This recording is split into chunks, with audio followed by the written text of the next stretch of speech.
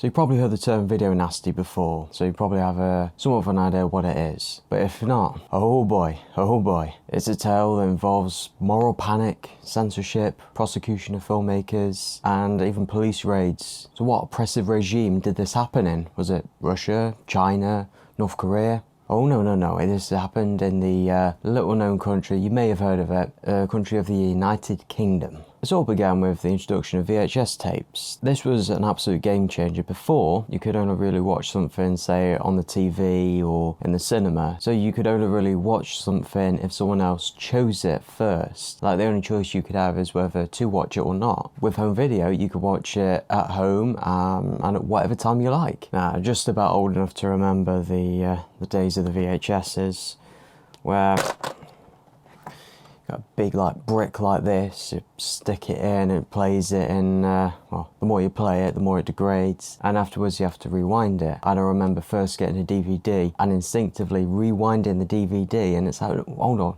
you don't need to do that. And that absolutely blew my mind. Yeah, I still have fond memories of the VHS tape. Now, with these tapes, they often didn't have a BBFC rating. For those that don't know, the BBFC stand for the British Board of Film Classification. So, you know when you see a film that has like PG, 12 and 18, well, they're the ones who give the films those ratings. And at the time, they did it for cinema releases, but there was no legislation for home video release. So people who were underage were getting VHS copies of films that would otherwise have been an 18 or at the time X in the cinema and watching it whenever they liked. There was also the Obscene Publications Act, which was absolutely vague in its definition of what obscene meant. It defined materials seen as obscene as those who are likely to deprave and corrupt the audience as a whole, not just a few people, which again is very vague. Yeah, little guidance to what it meant, but in practice the legislation was used to target more visual work like film, posters and magazines, and they were typically targeted for their violent, sexual or drug-taking depictions. And with it being so vague, people often brought their own biases towards it, so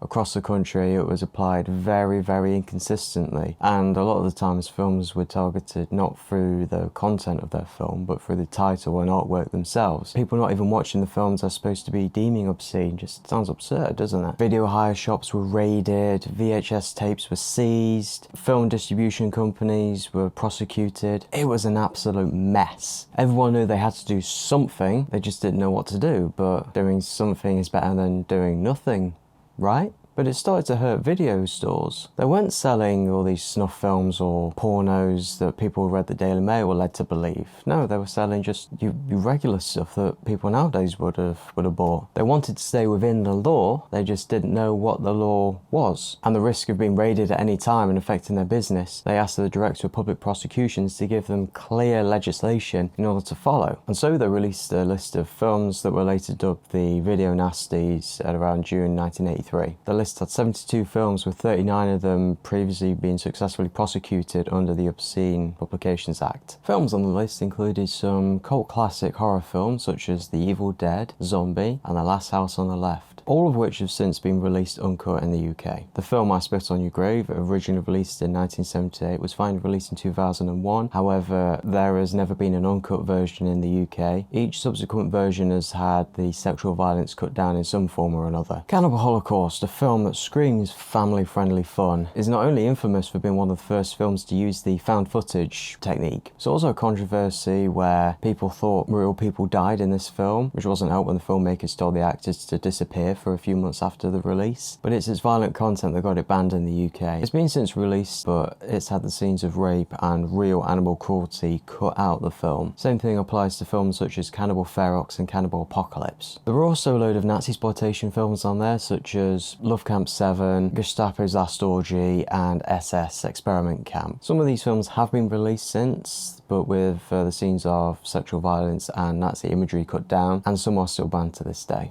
Now, while you got films that really like cross the boundaries, you got those that really don't in comparison. You got films like Contamination and Don't Look in the Basement that have since been released uncut with a 15 rating, not even an 18 rating. So then in 1984, the Video Recordings Act was introduced. This meant that the BBFC had to give any video like home release its own rating, like same as it did for cinema. It also made it a criminal offence to sell media to anyone who was under the age of the rating. And yeah, with the Video Recordings Act, that pretty well put a stop to the whole controversy at the time. Think of being in the UK that, yeah, we have restrictions, but we don't really outright ban many films. I mean, those that are banned are, let's be honest, banned for a reason. But to think to a time not too long ago that there were calls to ban lots of different films just because a few people didn't like them. It seems strange. I think we moved past it now though. I hope so anyway. But yeah, I just found it interesting and I just wanted to share it. Thank you very much for watching, and if you like what you see, subscribe, and I'll see you later.